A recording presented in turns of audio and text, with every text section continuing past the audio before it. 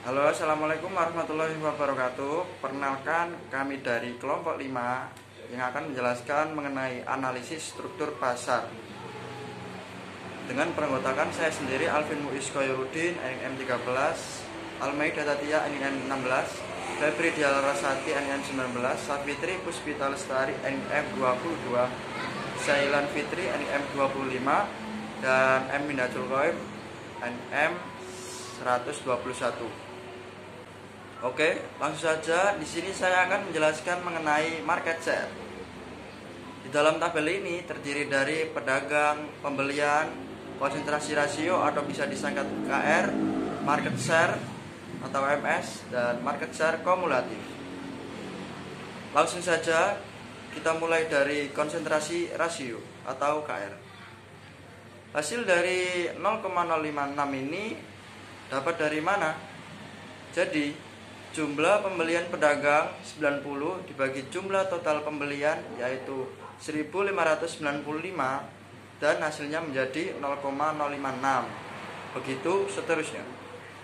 Selanjutnya yaitu market share dengan menggunakan rumus X dikali 1000 dibagi total keseluruhan. X didapat dari konsentrasi rasio atau KR tersebut, sehingga hasilnya 5,64, begitu seterusnya. Oke, selanjutnya market share kumulatif. Hasil dari 5,64 ini dari mana? Jadi sistemnya yaitu ditambahkan di bawahnya atau zigzag. 5,64 ditambah 5,64 hasil dari market share dan diperoleh nilai 11,29. Begitu seterusnya. Kesimpulannya yaitu berdasarkan hasil perhitungan market share diketahui bahwa nilai M persen 4 terbesar pasar terkemuka, pangsa pasarnya berada di 40% hingga 60%, sehingga termasuk oligopoli longgar. Perkenalkan, nama saya Almaida Tatia, NIM 16. Di sini saya akan menjelaskan tentang analisis CR4. Analisis CR4 merupakan analisis yang digunakan untuk mengetahui konsentrasi 4 pembeli terbesar dari suatu wilayah pasar. Untuk mencari nilai dari CR4 digunakan rumus sebagai berikut, yaitu CR4 sama dengan KR1 ditambah KR2 ditambah KR3 ditambah KR4 dibagi KR total. Data yang digunakan untuk mencari nilai CR4 yaitu data konsentrasi rasio yang diperoleh dari data sebelumnya.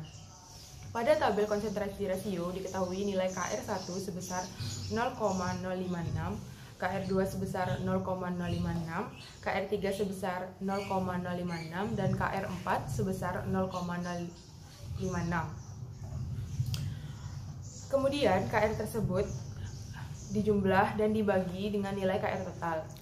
Nilai KR total pada tabel tersebut sebesar 1, maka diperoleh hasil CR4 sebesar 0,23.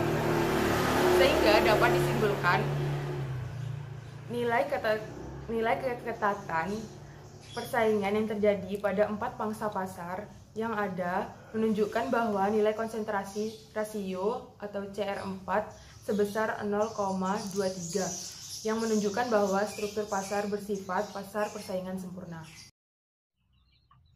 Saya Febri Dialarasati, NIM 1903211000019. Di sini saya akan menjelaskan tentang IHH atau Indeks Hirman-Herfindahl.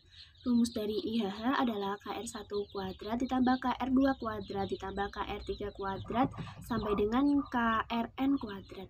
KR atau konsentrasi rasio ini didapatkan dari perhitungan tabel market share sebelumnya. Dalam perhitungan IHH, KR akan dikuadratkan. Misalnya adalah KR1 yaitu 0,056 dikuadratkan hasilnya 0,0032. Begitu juga seterusnya sampai KR20. Setelah KR1 sampai KR2 dikuadratkan, maka hasilnya yaitu dijumlahkan sehingga memperoleh nilai 0,0504. Dengan demikian, dapat diketahui nilai dari IHH atau Indeks Hirman-Herfindahl yaitu 0,0504. Apabila hasil dari kuadrat tersebut ingin dijadikan persen, maka setiap hasil dari kuadrat tersebut harus dikalikan dengan 100. Misalnya 0,0032 dikali dengan 100, maka hasilnya 0,32. Begitu juga seterusnya. Setelah dijadikan persen, maka dapat dihitung dengan cara menjumlahkan seluruh hasil tersebut, mulai dari 0,32 sampai 0,19. Sehingga dapat ditemukan nilainya yaitu 5,04. Dengan demikian, nilai IHH adalah 0,0504 dan apabila dalam bentuk persen yaitu sebesar 5,04%.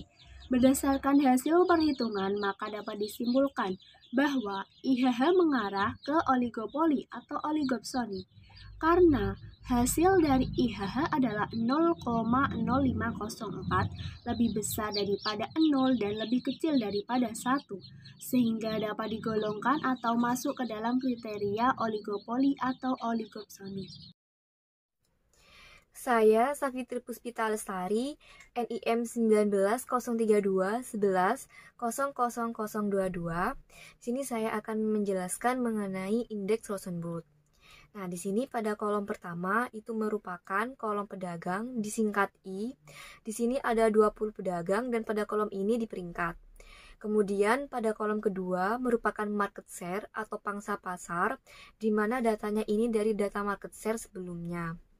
Pada kolom ketiga merupakan I kali SI, di mana 1 kali 0,056 sama dengan 0,056, 2 kali 0,056 sama dengan 0,113, 3 kali 0,056 sama dengan 0,169, dan seterusnya. Nah, di sini karena ini sigma, maka dijumlah. Hasil jumlahannya yaitu 10,006. Nah, pada kolom sebelahnya itu ada rumus 2 kali sigma I kali SI dikurangi 1. Jadi di sini 2 kali 10,006 dikurangi 1 dan hasilnya yaitu 19,0125. Dan pada kolom yang terakhir yaitu rumus R, di mana 1 dibagi 2 kali sigma I kali SI dikurangi 1. Jadi di sini 1 dibagi 19,0125 hasilnya yaitu 0,0526. Nah, untuk menentukan struktur pasarnya, kita harus lihat dulu dari kriteria indeks Rosenbluth, di mana nilai indeks Rosenbluth itu berkisar antara R lebih besar dari atau sama dengan 1/N, atau R lebih kecil dari atau sama dengan 1. Nah, di sini N-nya ada 20 karena jumlah pedagangnya ada 20. Jadi, 1/N itu 1/20. Nah, hasilnya yaitu 0,05. Sedangkan R yaitu 0,0526. Jadi, dalam hal ini berarti mendekati ke derajat minimum, sehingga struktur pasar yang terbentuk cenderung ke arah persaingan sempurna. Saya Selian Fitri, NIM 25, akan menjelaskan koefisien indeks Gini. Yang pertama dari sisi pedagang. Untuk indeks Gini ini masih menggunakan data sebelumnya. Average-nya yang didapat dari keseluruhan total pembelian dibagi dengan jumlah pedagang. Total pembelian yaitu 1.595 dibagi dengan jumlah pedagang yaitu 20, sehingga rata-ratanya sama dengan 79,75. Kemudian membuat intervalnya terlebih dahulu.